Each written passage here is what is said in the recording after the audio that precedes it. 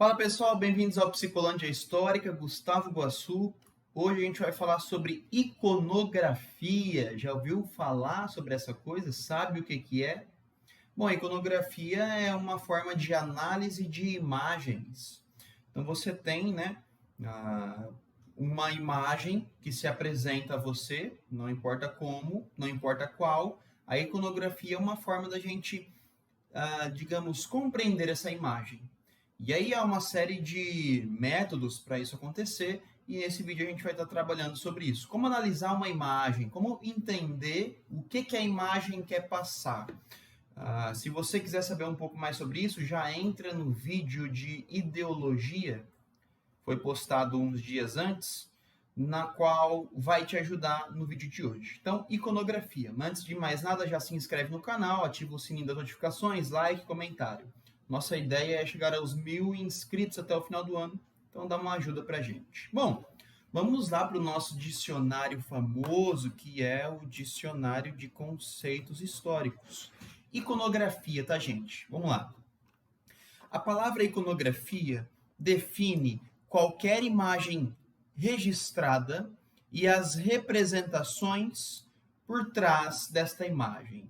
Vamos imaginar no Instagram. Quando você posta uma foto no Instagram, cara, é uma foto sua e tal, só que você coloca a fotografia de um jeito que a luz vai estar ajudando. Você coloca uma posição na qual vai realçar certas partes do seu corpo.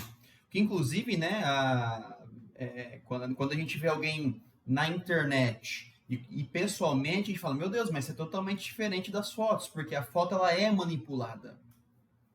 Quando você vê uma foto de um famoso, cara, tem um Photoshop, tem uma maquiagem, tem uma série de profissionais que vão fazer com que aquela foto tirada tenha um efeito específico em quem irá ver aquela imagem. A iconografia é como nós conseguimos perceber os efeitos reais e não apenas a imagem como ela aparece. Nenhuma foto, nenhuma imagem, nenhuma pintura é neutra, tá, gente? Toda pintura, toda foto, toda imagem, ela busca representar alguma coisa. E nem sempre esse objetivo na qual a imagem, pintura, busca compartilhar é, como posso dizer, aparente. Muitas das vezes a imagem é ideológica, ela oculta alguma coisa, e aí a iconografia é a capacidade que a gente tem de descobrir os objetivos principais das imagens. Bom, como conceito, abarca desde desenhos, pinturas e esculturas, até fotografia, cinema, propaganda e outdoor, tanto a imagem física quanto em movimento. Para pensadores como Carlo Ginzburg, um historiador fantástico, há uma diferença entre iconografia e iconologia, sendo a primeira o conjunto de aspectos formais e estéticos da obra de arte, e a iconologia, a série de significados sociais e mentais apresentados por toda a obra. Então, de acordo com o Ginzburg, a gente vai trabalhar iconografia e iconologia aqui também. Mas para ficar fácil, pega a iconografia e usa os dois significados, tá, gente? Você não vai estar defendendo uma tese, você não vai estar falando para doutorandos, então, assim, você não vai estar falando para uma graduação. Então, para um conhecimento base, iconografia e iconologia, imagine que é a mesma coisa. É a imagem e entender o que a imagem passa. Apesar de que esse conceito do Ginzburg não se limita a apenas ele e também não é geral, né? Há outros indivíduos que veem a iconografia de outra forma. Sempre coloco isso nos vídeos. O conceito, ele não é único, tá? Ele tem vários significados. No entanto, atualmente, o significado historiográfico mais comum da iconografia abarca todos os aspectos envolvidos, não apenas em uma obra de arte, mas em qualquer tipo de imagem ou material visual. Aspectos que incluem as questões puramente artísticas e o imaginário por trás de cada obra. Gente, cada obra, a obra ela é escrita com um objetivo por trás. Necessariamente a obra ela não precisa mostrar que objetivo é esse. A iconografia ela nos dá a possibilidade de compreender, de ir atrás, de investigar esses objetivos ocultos, já que uma imagem por si só ela vai vender uma ideia, né? E que ideia é essa? Então a imagem, pá, você viu a foto, por exemplo, isso aqui, ó. Deixa eu ver. Meu Deus, tá caindo tudo. Calma, deixa eu ver se tem alguma coisa pra mostrar.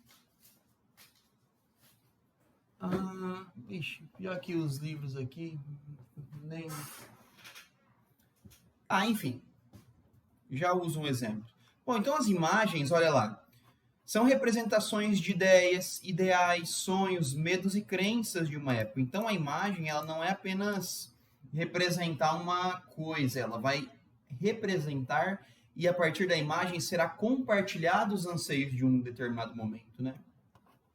Logo, as próprias imagens são fontes históricas e um material para análise da interpretação histórica. Então, você vê uma imagem histórica, você tem que se perguntar, mas o que ela está querendo passar? Será que tem o mesmo significado que na época que ela foi feita, né? Então, já a gente vai para as imagens em si. Então, durante muito tempo serviram apenas de ilustração, mas com o desenvolvimento da ideia da imagem como um documento, a imagem ela tem ideologia também, a iconografia tornou-se importante para o estudo das mentalidades. Então, como pela pintura, pela imagem, pela foto, pelo cinema, eu consigo entender, compreender características das mentalidades sociais. Né? Então, é interessante você pensar isso, tá, gente? Então, a iconografia agora ela é uma área de estudo. Vamos para as imagens. Primeiro vamos aqui para essas ideias aqui. Olha, o Robert Cumming, num texto chamado Para Entender a Arte, ele diz o seguinte: ver não é o mesmo que olhar, assim como ouvir não é o mesmo que escutar. Não é igual a escutar. Então vamos imaginar o seguinte: você ouviu uma música, mas você escutou a música? Você parou certinho para ouvir todas as linhas instrumentais? Você conseguiu perceber as linhas de baixo, pensando numa música de rock, né? As viradas da bateria, a transição melódica pelos acordes, você conseguiu ver certinho a hora que ele está fazendo uma nota abafada, a hora que ele está fazendo uma nota dupla, as batidas. Você consegue perceber quando um cara desafina, por mais mínimo que seja? Bom, então escutar uma música não é a mesma coisa que ouvir. Da mesma forma com que eu ver uma imagem, não é a mesma coisa que eu olhar essa imagem, perceber essa imagem. Que inclusive no livro chamado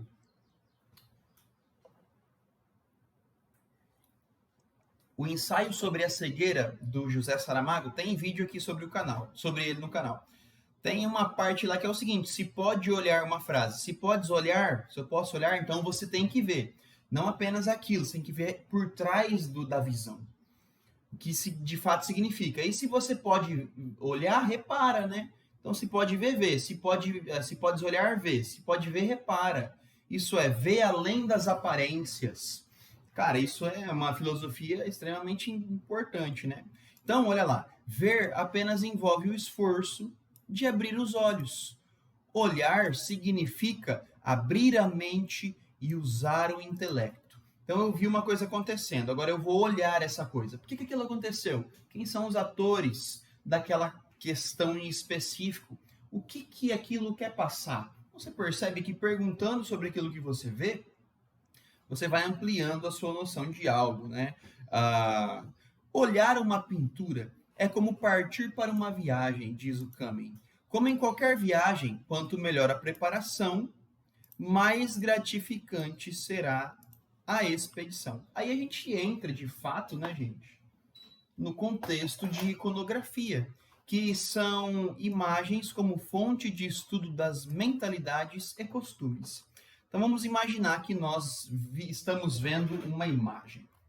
Daqui a pouco eu vou mostrar as imagens para vocês, você vai perceber como que é interessante. Você tem que se perguntar o seguinte: cara, qual o gênero dessa imagem? Ela é uma pintura? Ela é uma gravura? Ela é uma escultura? Ela é uma foto? Ela é o quê? Como ela se apresenta? Qual que é a matéria dela? O que a faz? Ah, quais são as técnicas usadas para isso ser feito, né? Qual a data, gente, desta obra, dessa pintura, dessa alguma coisa? Quem fez? Quando fez? Onde fez? Você vai perceber que com essas perguntas você consegue identificar, observar, investigar e descrever coisas que só olhando a pintura não nos aparece. Então eu preciso ver a pintura como uma fonte de conhecimento. Então eu vou no museu, eu olho a pintura, nossa, que pintura bonita, vou para a próxima. Não, volta nessa pintura bonita, além de você apreciar as partes estéticas, né? Nossa, olha que bonito, olha esse jogo de cores, tal, não sei o quê. Pergunta, mas quem fez? Quando fez? Por que fez? Por que ele está pintando isso e não outra coisa? Qual técnica que ele usou? Isso aí é qual gênero dentro das artes, né? Qual a visão do artista? Por que o artista está apresentando esse momento histórico assim? Por que o artista representou tal pessoa na pintura assim? Qual o contexto da obra? Onde ela está sendo feita? Qual que é a época? Qual que são as forças daquele momento que influenciam nessas obras, nessa obra em específico? Então você percebe que a iconografia faz com que nós, ao questionarmos uma imagem, uma obra de arte, nós conseguimos ter uma maior amplitude sobre ela. Então eu não estou apenas vendo, eu estou olhando isso, eu estou observando, investigando, perguntando. Vamos ver algumas imagens. Ó, por exemplo, vou pegar essa aqui. Gente, essa imagem é do Jacques-Louis David.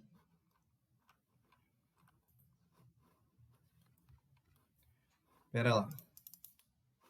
Essa imagem é do Jacques-Louis David, que ela está... Para você ver, aqui eu estou no Google Arts, tá? Ó, Jacques-Louis David, ela foi feita em 1801. Ela é tipo óleo sobre tela, Napoleão no seu grande São Bernardo. Ela está em Viena, na Áustria. Então vamos analisar, né? Então primeiro você tem aí o famoso Napoleão. Olha, analisando de uma maneira bem simples, né? Vamos ver o que a imagem nos traz enquanto significados. Primeira coisa, então quem pintou? Jacques-Louis David. Quando? 1801. Bom, o que acontecia em 1801 nas artes, principalmente como o Jacques-Louis David é francês, o que acontecia nas artes francesas naquele momento? Quais eram os gêneros estéticos que existiam? Qual contexto essa pintura está inserida? Então você vai perceber que é um contexto que o romantismo está se desenvolvendo, que as imagens elas servem como uma forma de influência política na sociedade. As populações elas não são alfabetizadas, há índices de pouco estudo naquele momento em geral. Então você vai perceber que a pintura é uma forma de educação, é uma forma de você vender uma ideia. Então você começa, qual é o contexto que ele está? Quem é o Jacques-Louis David? Você vai perceber que ele foi contratado pelo próprio Napoleão para fazer pinturas. 1801 você vai perceber que Napoleão é o cara que está comandando a França. Então você vai perceber que é uma pintura feita sobre medida para uma propaganda política. A pintura ela quer mostrar Napoleão como sendo um cara essencial, importante, único. Tanto é que a gente vê isso pela imagem. O cavalo empinando, né, o grande São Bernardo, empinando na parte íngreme, pode ver que eles estão subindo uma montanha. Você vê Napoleão apontando para frente, com um olhar totalmente sereno, confiante. Você vê o seu cavalo com medo do seu dono, ou pelo menos colocando um certo respeito, tipo assim, cara, Napoleão, meu dono tá mandando eu subir, eu vou subir. Então você percebe que o cavalo ele tem uma aceitação da dominação do seu dono. Ao mesmo tempo, olha as tropas napoleônicas seguindo para onde ele está apontando. Essa imagem é Napoleão cruzando os Alpes, tá, gente? Aqui embaixo, né, você vê, ó, nomes de antigos imperadores. Ó, Carlos Magno, um dos principais imperadores da época ali da região da França, né, que criou o Sacro Império, não é? Agora eu não lembro, o Sacro Império Romano-Germânico. Não lembro, gente, vou ficar devendo. O grande Império Francês, enfim. Carlos Magno, você relaciona o Napoleão com esse grande imperador. Nesse momento, o Napoleão ele é o líder da França. Depois ele vai se tornar imperador. Então você percebe que toda a imagem, olha as roupas dele, todas limpas, isso é, o cara está em guerra, mas mesmo assim ele mantém a sua postura. As cores, dourado, mostra uma transcendência, isso é, Napoleão está além desse mundo, ele é extremamente atemporal, ele é único. Ah, as suas espadas a ouro, as cores brancas e azul indica que talvez ele é abençoado, que os céus estão ao lado dele. Então as interpretações são das mais variáveis, né, gente? E você percebe que no centro da pintura de Napoleão é onde a luz está batendo, então em volta está todo um nublado, um pouco mais escuro, um jogo de sombra e luz, e o centro da imagem, que é o Napoleão, ele está iluminado. Então você percebe que essas pinturas, essa pintura no caso, né, do Jacques-Louis David, ela é extremamente indicativa a algo, como uma exaltação de Napoleão. Para alguém, né, que não vá fazer iconografia, ele só olha a imagem e fala assim: nossa, bonito, bem colorido, o cara é bom, né? Mas olha o tanto de informação que essa imagem nos passa. Essa imagem, Napoleão nos Alpes de 1801. Olha essa aqui. Ela é também Napoleão cruzando os Alpes, só que ela é, gente. Espera lá que eu perdi a imagem. Só que ela é de 1850. Então, 49 anos depois, o Paul Delaroche pinta o mesmo momento histórico do Napoleão cruzando os Alpes. Então, 1850, óleo sobre tela também. Isso aqui está na Galeria de Arte de Liverpool. E olha para você ver. Aqui você já mostra um Napoleão, digamos assim, cabisbaixo. Não é um Napoleão que ele está confiante, é um Napoleão com um certo medo, cansado, não é um cavalo, é uma mula que está levando ele, bem diferente daqui, né? E os Alpes suíços, no momento que o Napoleão estava passando, era neve, né, gente? Então você perceba, aqui já não tem, aqui mostra o Napoleão heróico, aqui já mostra o Napoleão um pouco mais da realidade, como que deveria ter sido essa travessia, extremamente difícil. Você vê os seus soldados o acompanhando, cansados. Você vê a roupa do Napoleão, não é uma roupa com toda a pompa, como está nesta daqui. E aí você pergunta, por que um autor traz Napoleão heróico, extremamente fantástico, e um outro autor representando o mesmo Napoleão, na mesma época, atravessando os Alpes, já coloca Napoleão desse jeito? Qual que é a verdade? Então você vai perceber que dentro da história, Napoleão cruzando os Alpes, eu posso usar textos, como posso usar as imagens. Então você percebe que o mesmo evento histórico, a mesma figura histórica Napoleão é representado de várias formas. Qual que é o verdadeiro?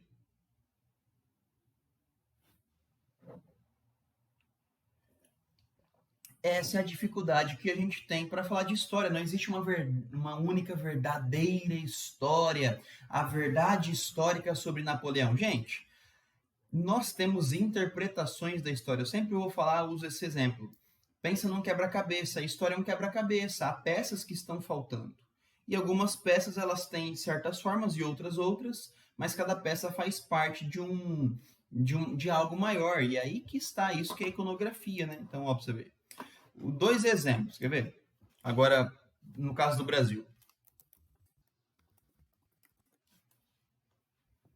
Vamos ver se aparece a pintura aqui do Grito do Ipiranga, que ela, esqueci o nome de quem faz.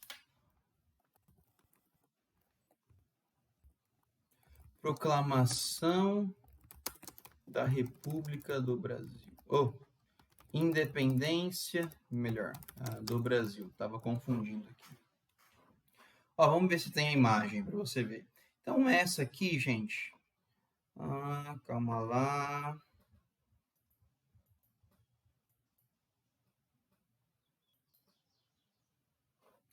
Deixa eu ir pro Google.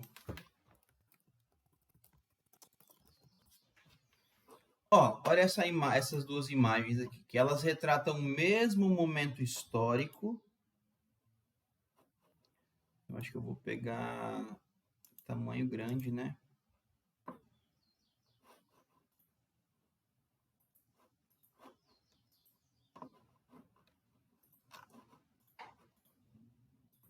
Ó, então essa aqui é uma imagem da proclamação da independência do Brasil e essa aqui também. São feitas por dois autores diferentes, tá? O fato é, eu não vou falar sobre a imagem em si, eu quero mais tratar sobre a questão da iconografia. Então, veja essa imagem. Essa é uma imagem, né, Dom Pedro ao centro. Você tem os militares, digamos assim, os nobres daquele momento, os senhores de terra, que estão dentro do contexto da independência do Brasil, participando ativamente. E você tem aqui ao centro, Pedro Américo fez essa pintura, se não me falha a memória, alguém que representaria a população em comum, basicamente alheio à realidade. Então ele olha e fala assim, mas o que está acontecendo ali? Isso traz uma visão sobre a independência, que ela foi o quê? Elitista, senhorial e limitada. Então essa é uma imagem que representa um contexto histórico, um acontecimento, um fato da história brasileira, que apresenta uma ideia. Então quem fez, quando fez, por que fez, o que retrata e por que retrata da forma que retrata, qual é a forma de técnica que ele usou, em qual contexto que está, é uma pintura, uma gravura, uma escultura. Então você faz essas perguntas à imagem e aí você vai tendo respostas. Por que o povo é apresentado nesta imagem como alheio à realidade? Quem são essas pessoas de branco? São militares? São portugueses? Por que eles estão comemorando a independência? E aí você vai ver uma outra imagem, que é essa daqui, que você já vê, por exemplo, um Dom Pedro I, como eu posso dizer, comemorando a independência junto da população, coisa que nessa pintura do Pedro Américo a população não aparecia. Então, por que em uma população não aparece e outra sim? Porque o que aparece são elites e aqui a população em comum. Qual é o contexto dessa segunda imagem? Quem criou? Por que criou? O que ela quer passar? Ela é feita do quê? É escultura, é pintura, é desenho, é gravura? Então você vai perceber que a iconografia, quando eu faço essas perguntas, ela vai nos direcionando a certos tipos de pensamentos e reflexões. E é isso que a gente chama de iconografia. As pinturas, elas não são ingênuas, tá, gente? Toda pintura, toda foto, toda imagem, toda escultura, ela tem um significado por trás. E é a iconografia que nos fornece métodos para aprender, ou pelo menos para aprender a compreender um pouco mais essas imagens e para tentar chegar a ser possível nos objetivos que ela busca esconder, né? Então a imagem, ela é quase como posso dizer, uma imagem, ela é quase uma ideologia. Ela oculta alguma realidade. Por exemplo, essa imagem aqui. Quem fez, por que fez, o que está retratando, é da época, de que ano que é, como eram as pinturas daquele momento, quem são essas pessoas, por que algumas estão ao centro e outras estão trabalhando lá atrás, são todas dos mesmos grupos, classes, qual é a diferença de cada um, por que um usa roupa vermelha e outro dourado, o que isso representa? Então você vai perceber que essas pinturas, aqui é uma pintura renascentista do Brunelleschi, você vai perceber que essas pinturas, elas têm um significado, gente. Nenhuma imagem é feita por um acaso. Vou fazer uma pinturinha aqui. Não, não existe isso. Todo livro, ele é escrito com objetivo, assim como toda imagem tem um objetivo por trás também. E aí, conforme nós usamos esses métodos, nessas técnicas de iconografia, nós vamos tentando desvendar os objetivos. Positanga. Bom, se você gostou do vídeo, deixa o like, se inscreve no canal, deixa um comentário, compartilha. Tamo junto, é nóis, um grande abraço.